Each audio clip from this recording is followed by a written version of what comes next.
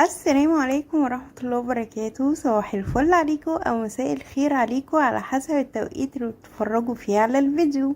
النهاردة ان شاء الله هنعمل مع بعض وصفة البرسيل الجل، حاجة كده موفرة وتحفة في البيت. عايزة تستعمليها للغسالات العادية تمام، عايزة تستعمليها للغسالات الاوتوماتيك تمام برضو.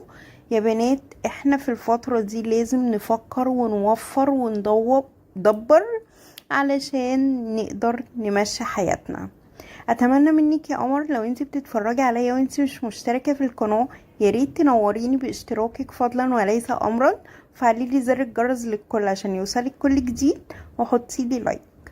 نسمي الله كده ونبدأ على بركة الله. اول حاجة يا بنات، النهاردة احنا هنشتغل بالصابونة البلدي. عايزة تعمليها انت في البيت تمام، طبعا بتبقى جودتها اعلى بكتير. مش عايزة تعمليها في البيت بتشتريها من اي محل منظفات. لو عايزة تعرفي طريقة عمايلها، عندي على القناة عاملاها معاكم كذا مرة. تمام، بنبشرها. طبعا الكمية انت اللي بتتحكمي فيها، وبننزل عليها بمية مغلية. يا بنات ما نخليش المية تغلي ان هي تقلب معانا، لا، يا دوبك اول ما تبدأ في مرحلة الغليان بنقفل عليها على طول. هنقلب بقى. عايزة اقول لكم والله يا بنات ما بتحتاجش تقليب كتير طالما الصابونة جودتها كويسة. وما شاء الله تبارك الله على الشفافية اللي هنشوفها دلوقتي في الصابون. بجد والله العظيم يعني الحاجة في البيت بتبقى حلوة جدا جدا جدا.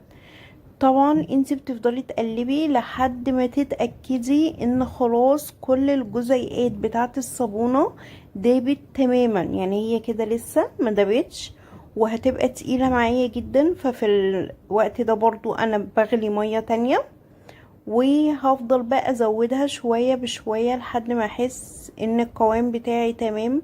بصوا يا بنات كده خلاص هي دابت معايا كويس جدا. لو انتي حاسة ان انتي مش هتقدري تعرفي تدوبيها، مع ان والله هي سهلة جدا، ممكن تحطيها في حلة بس تكون ستانلس، وحطيها على البوتاجاز. اول ما هيبدأ تغلي معاكي كده هتلاقي الجزيئات بتاعت الصابونة دي اتفتتت ودابت تماما. نمشي مع بعض بقى واحدة واحدة. نذكر الله كده يا بنات واحنا شغالين. اللهم صل وسلم وبارك عليك يا حبيبي يا شفيعي يا رسول الله، يا أفضل الصلاة والسلام. برضو يا بنات تقل البرسيل انت اللي بتقدري تتحكمي فيه، بس مبدئيا في البداية كده ما تحطيش مية كتير، لان احنا هنحط اضافات في مية تاني وهننزل بيها فهيخف معانا. تعالوا بقى بصوا، انتي لو هتعملي الغسالات العادية او هتغسلي بيه على ايدك او الفوق اوتوماتيك، استعملي مسحوق عادي. لكن لو هتستعمليها للغسالات الاوتوماتيك اللي هي بابها من قدام، لازم تستعملي مسحوق اوتوماتيك. ده يا بنات مسحوق اوتوماتيك ما بيعملش رغوة عالية، لانه هو طبعا في مادة مانعة للرغوة.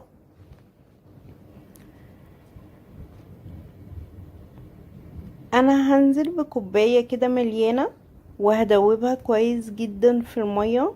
عايزه اقول لكم فعلا بقى يعني بيدوب بصعوبه. مش هقول لكم ان هو يعني بيدوب بسرعه، لا، المسحوق الاوتوماتيك بيدوب بصعوبه في الميه جدا. هنفضل نقلب شويه كده وبعد كده هننزل ببقيه الاضافات بتاعتنا. احاول بس اتاكد ان هو دايب معايا ما يبقاش مترصب تحت. هننزل بقى شوية بشوية علشان ما يفصلش مننا. بصوا ما شاء الله تبارك الله، يعني والله انا كنت نفسي اسيب بقى الصابون على كده، بس مش هيبقى برسيل بقى يا بنات، فاهميني؟ ننزل كده بقى شوية بشوية مع التقليب، يعني ايد بتنزل وايد بتقلب عشان البرسيل ما يفصلش منك.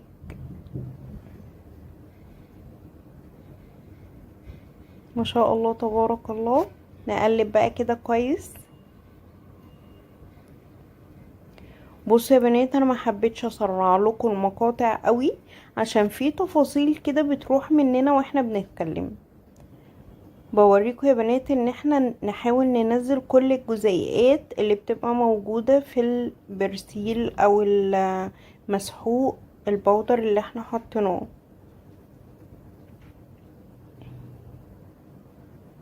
وطبعا يا بنات ما ننساش اني احنا عاملين مقاطعة، ما نجيبش الانواع اللي هي مقاطعة. بصوا بقى دلوقتي يا بنات اتحول تماما وبقى سايل جدا وخفيف جدا، ما تقلقيش خالص، دي حاجة طبيعية. هو شوية كده هيربط معاكي تاني وهيمسك معاكي تاني. ولسه طبعا بقية الاضافات.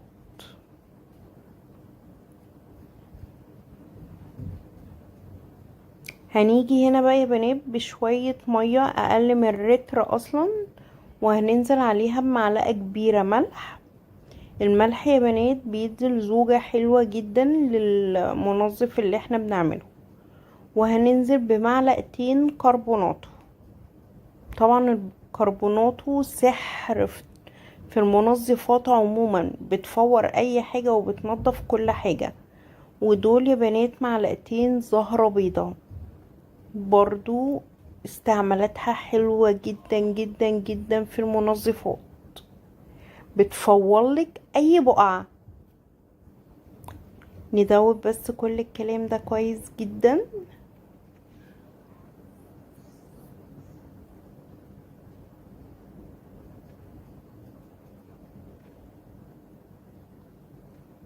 تمام كده.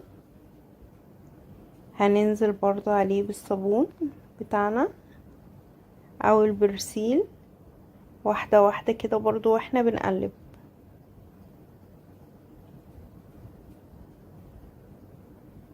كده خلاص يا بنات، هيبقى فاضل معانا اخر مكونين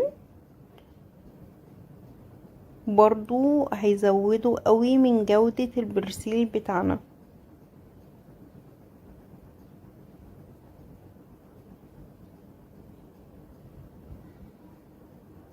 انا مش هقدر يا بنات اقولكوا على كمية السوائل علشان على حسب الصابونة اللي هتشتغلي بيها. طبعا لما بتبقى كمية كبيرة بتكتري. هنحط يا بنات كوباية بريل او سائل اطباق، منظف اطباق، ده يا بنات اللي احنا كنا عاملينه مع بعض اخر مرة لو تفتكروا.